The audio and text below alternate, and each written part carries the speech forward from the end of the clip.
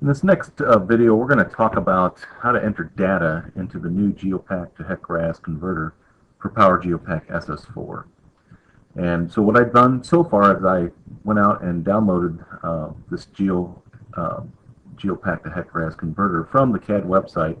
And when you download it and open it up for the first time, there will be some sample data in the spreadsheet. And that sample data is just there to kind of show you what the data or what the spreadsheet should look like after you've imported your survey data or your bridge survey.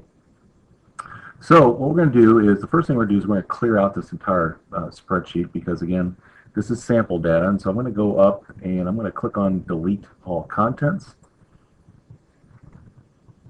And the first section I'm going to work with is the Streambed section. And so I'm going to go look over into my DGN file that has my bridge survey in it. And again, this is supposed to be bridge survey data that was processed in either data acquisition or SS4 survey.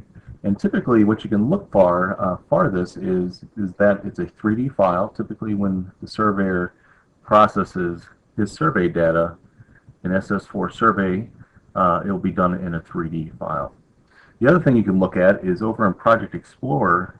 If you go to the Survey tab, under the default area here, if you expand that out, and then also expand out field books, there will be a field book name right below field books. And if you continue to expand that out, if you look at the linear features, there'll be linear features listed there, and also under, or actually point features, and also under linear features, there'll be some linear features there.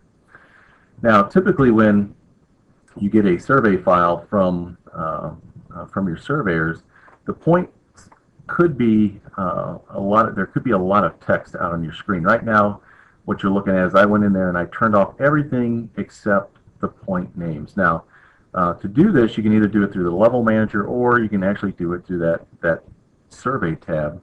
And so I'm going to go back to the survey tab. I'm going to go to field books again. I'm going to go down to all point features and I'm going to right click.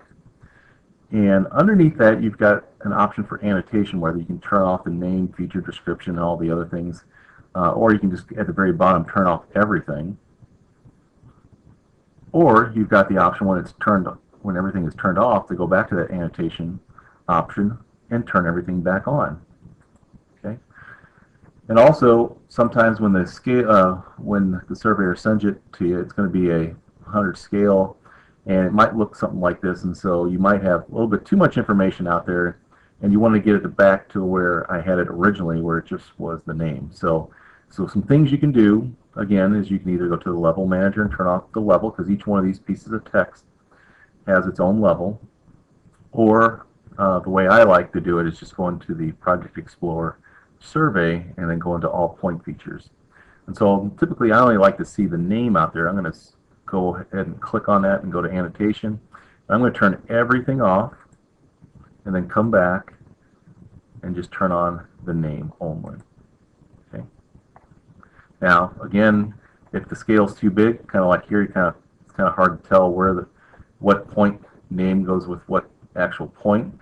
So I'm going to go ahead and crank that down to like a 10 scale, and it makes it a lot easier to see what points go with what point labels. All right.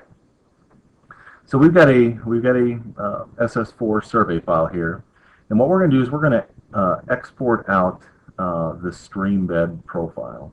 Okay, and typically the stationing of the Streambed profile typically goes from downstream, where it's at would be a 0 + 0 0, and then works its way upstream. And if you can't remember that, just go ahead and go back to the GeoHex spreadsheet. And in here there's some help IDs, little comments in the cells of the spreadsheet, and it'll actually give you some help as far as how to import your data. And so if you look at that second paragraph there, it says the stationing of the Streambed needs to go in the direction of the downstream to upstream. In other words, the lower station value starts downstream. So let's go ahead and take a look at the survey data, and we're going to look at our Streambed. Now, with a survey chain, you can't get the stationing by just clicking on it like you can with a regular horizontal civil geometry chain. So what we're going to do is we're going to go to our Civil AccuDraw, We're going to toggle on civil AccuDraw, and then I'm also going to toggle on the option for station and offset. Okay, and then what I'm going to do is I'm going to go to my task, and I'm going to try to start up a tool, horizontal geometry. I'm going to click on the line between points, and it could be any point, any tool over there. But you'll see when you come out on your cursor that you have stationing and offset on your cursor. Now to sync it to, or to tell it what chain you want to deal with, you got to hit the O button on your keyboard, and then it'll say select a reference cell, and we're going to select that stream bed. And you can see that the tool is working off the stream bed with you can see the offset graphics there. But the thing I'm checking for is which way is this stationing going. So up here it's 44, down here it is 0 plus 70, and actually if I go all the way to the very beginning, it's going to be 0. So the stationing on this chain is going in the correct direction. So I'm going to go ahead and hit F4 to that to get out of the tool. I'm going to turn off my civil AccuDraw for now. Now if that stationing was not going in the correct direction, what you can do is click on this, the chain, and there's an option in there to transpose the linear feature. This is a survey tool, and you can transpose that linear feature. So what you want to do is you want to be able to have the survey file in your data folder or wherever you're keeping your project information, but you want to actually copy the survey file just in case if you have to modify the stationing or reverse the chain or something like that, and just have your own copy. You don't want to modify the surveyor's file, but you just want to modify the copy so you can get this information into the spreadsheet correctly. All right, so the stationing is going good. Now what we want to do is we want to import that stream bed information into the spreadsheet, and the way you do this is you click on the stream bed, and we're going to go down to this tool right here called Edit Point Features. And once you have that tool, go ahead and click on it, and it brings up the survey details pane, and in there it has all the information about the points of that chain. And what we're going to do is we're going to export those points out to a report. So I'm going to click in this top left corner here, highlight everything, and I'm going to right click, come down to my report option. So I'm going to go ahead and make a report. And when I do that, it creates this report and goes to this one by default. Now the report that I want to go to is, I believe it's this one right here, survey point table. And when I go to the survey point table, it puts it in an order of point name, northern, easting, elevation, which is very similar to the spreadsheet. So if I go back to the spreadsheet, you can see it's point name, northern, easting, and elevation. And so what I'm going to do is I'm going to, I can't copy directly from this report. You can copy, but it doesn't put it in the, when I paste it, it doesn't paste properly. And so what I'm going to do is I'm going to turn this into an Excel spreadsheet by just right-clicking and going down to Export to Microsoft Excel. Now that it's in Excel, I can go up there and grab the point names, or grab the data, and I'm going to select it all. I'm going to right-click, I'm going to copy, and then I'm going to go back to the GeoHex spreadsheet. I'm going to make sure I'm on row number 1 of this section. I'm going to go into the point name area, and I'm going to go ahead and paste it in there. Okay. Now, one thing with this data is the point names are not required. You can include the point names if you want. Some people like to see the point names, make sure they're flowing in the right direction. But this spreadsheet can work without the point names. Now, once I have data into this section here, what I can do is I can I can invert the stream bed if I want to. I can also visualize the stream bed. Okay, so what I'm going to do is I'm going to go ahead and visualize this stream bed and see what it looks like.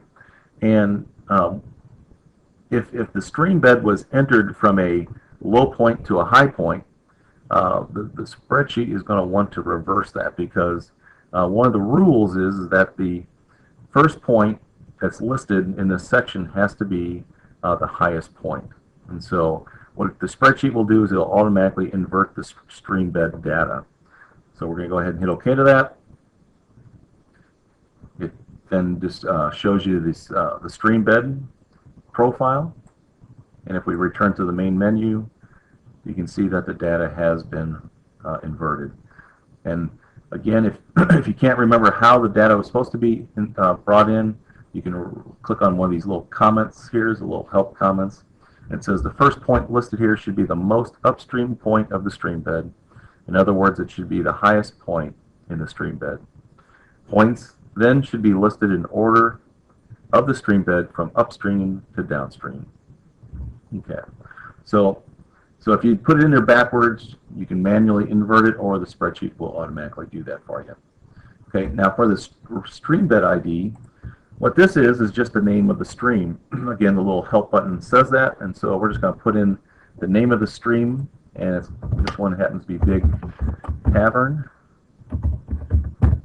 And then the reach ID, what the reach ID is just the name of the area of the stream. Okay, and again, it kind of says that in the little help thing here. So for this one, for the reach ID, we're just going to give it the route that is going over the stream at the location, and that happens to be Route 52.